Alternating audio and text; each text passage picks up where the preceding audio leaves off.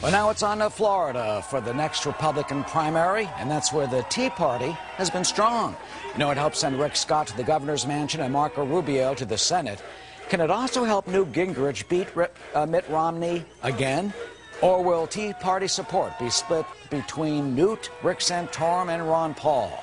Well, joining us now from South Carolina is South Carolina Tea Party leader, Republican State Senator Tom Davis, who supported Ron Paul. Senator Davis, welcome. First, what is the message, do you think, of Newt Gingrich's win, and what do you predict will happen in Florida? Well, actually, it was a very good night for Newt Gingrich yesterday, or a very good day for Newt Gingrich yesterday. You can't deny that. And I could kind of feel it moving that way in South Carolina after the debates on Monday and on Thursday nights. He's such an extremely good debater, very sharp guy, very bright, very forceful, and I think that struck a chord with the people of South Carolina. But I think one of the larger lessons coming out of South Carolina, quite frankly, Eric, is the growth of Ron Paul's movement. I mean, I think people are missing that message. Back in 2008, he only got 3.7% of the vote in the Republican primary, about 15,000 votes. Yesterday, Dr. Paul got 13% of the vote and 77,000 votes. So you're seeing a 3.5-fold increase in the percentage that Ron Paul got of the vote, and a 55,000 vote increase, more than 5 times what he got 4 years ago.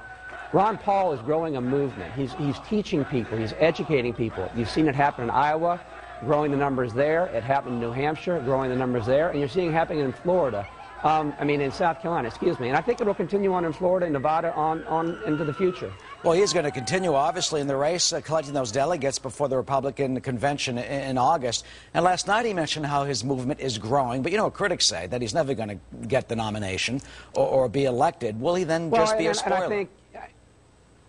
Well, you know, and the thing of it is, I think when people talk about will Ron Paul get the nomination or not, you know, miss the larger message. What Ron Paul is trying to do is, quite frankly, save the Republican Party by bringing it back to its roots, bringing it back to the notion of limiting government, individual liberty, adherence to the Constitution. And this has been ongoing for a number of years.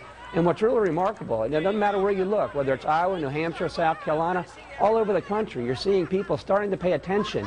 I mean, Ron Paul's sort of like John the Baptist. He's out there, you know, preaching the gospel, preaching truth, and slowly but surely people are listening and they're following him. And that's the large story for me yesterday. He's increasing his support in every single primary state. I think that continues throughout the country. I think it's very important in the future of the Republican Party. Well, what happens then in Florida and going forward as the vote potentially could then be split between the 3 candidates? Well, I think that if you look at the Tea Party and if you look at its roots, it is all about adherence to the Constitution. It's about the federal government aggrandizing too much power unto itself.